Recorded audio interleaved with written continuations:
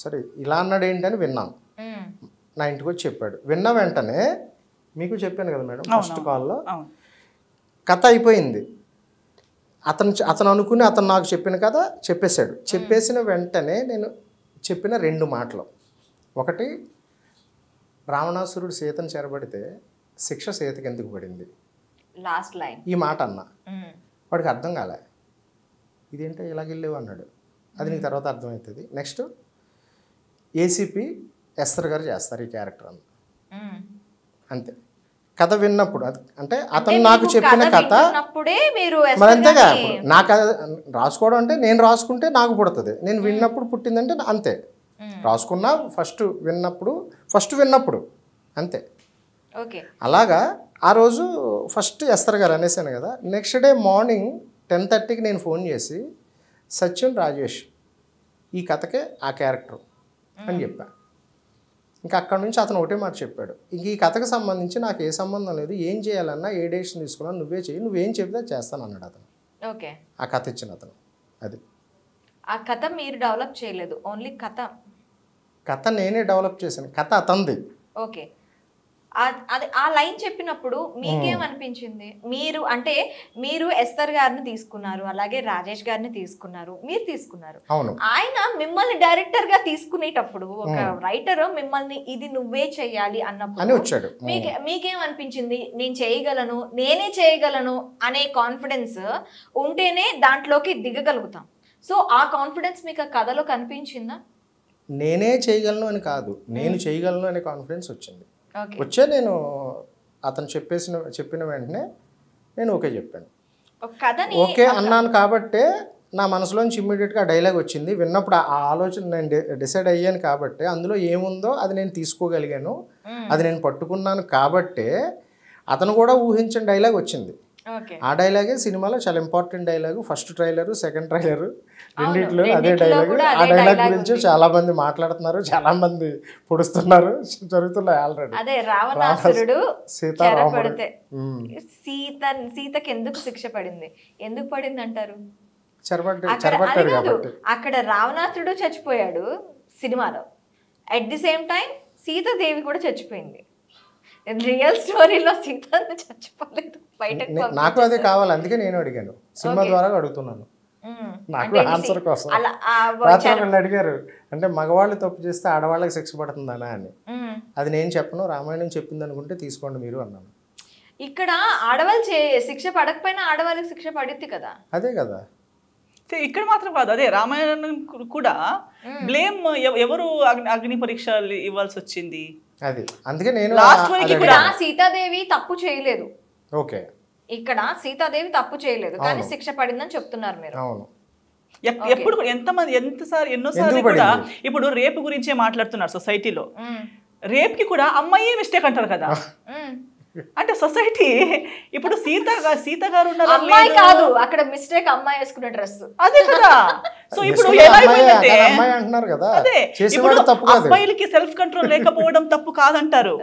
ఇప్పుడు రేపిస్ట్లు అంటే ఇప్పుడు మళ్ళీ మనం చెప్పినట్టు సినిమాలో చంపేటప్పుడు కత్తిలో చంపేస్తారు, బ్లడ్ షెడ్ చేస్తారు.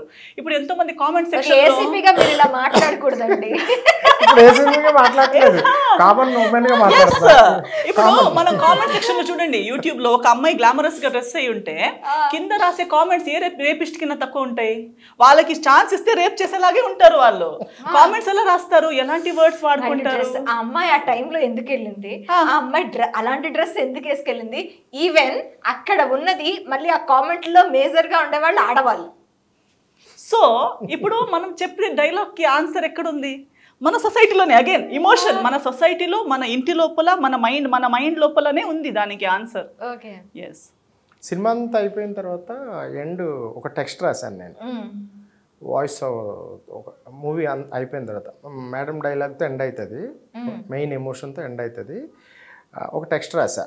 అది ఒక 65 years ఏజ్ పీపుల్, 3-4 members, కొంతమంది లేడీస్, ప్రొడ్యూసర్ గారి ఫ్యామిలీ మెంబర్స్ వాళ్ళు మూవీ చూసినప్పుడు ఆ ఎండ్ ఏదైతే ఉందో అది చదివిన వెంటనే క్లాప్స్ కొట్టారు. కొట్టిన వాళ్ళు నాకు ఒక చిన్న సజెషన్ ఇచ్చారు. అది ఏదైతే మీరు మీ ఇది చెప్పారో అక్కడ ఆ రూపంలో చెప్పారో దాన్ని ఇంకొంచెం సేపు డ్యూరేషన్ పెంచండి అని అడిగారు వాళ్ళు. అదే మెయిన్, అది రీచ్ అవ్వాలి అందరికీ అని చెప్పారు.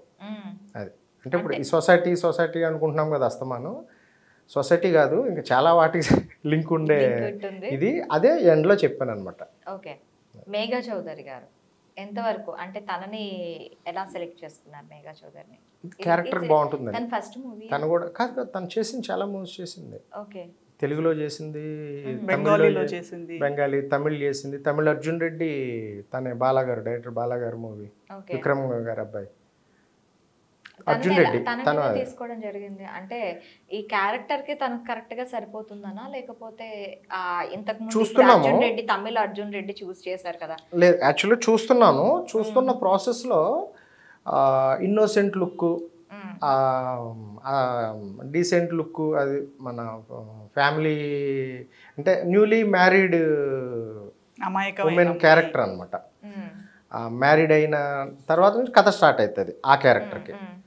సో ఆ లుక్ అది సెట్ అయ్యింది. ఒక డైలాగ్ ఉంది అక్కడ, నేను బస్ ఎక్కాను, బస్ నెంబర్ పంపిస్తాను, అది ఎక్కడికి రావాలో, ఎక్కడ దిగాలో. మీరు చెప్పేయకూడదు, వాళ్ళు అనుకుంటారో వదిలేద్దాం. ఇప్పుడు ఇందా చెప్పా కదా, ఎవరు వెర్షన్ వాళ్ళు వేసుకుంటున్నారు. ట్రైలర్ వేశారు, అది తను కదా మేఘా చౌదరి గారు. మేము ఎలా చెప్తాం, సినిమా బస్సులో కూర్చొని చెప్తుంది అమ్మాయి, ఈ అమ్మాయి కదా చెప్తుంది బస్సులో కూర్చొని కాల్ చేసి ట్రైలర్ లో. అది వాళ్ళు అనుకున్నదండి, వాళ్ళు ఏదో ఏమనుకుంటారో అనుకునే వాళ్ళు. కన్ఫ్యూజన్ అంటే ఎలా కన్ఫ్యూజన్ ఉంది అంటే, ఓ పక్క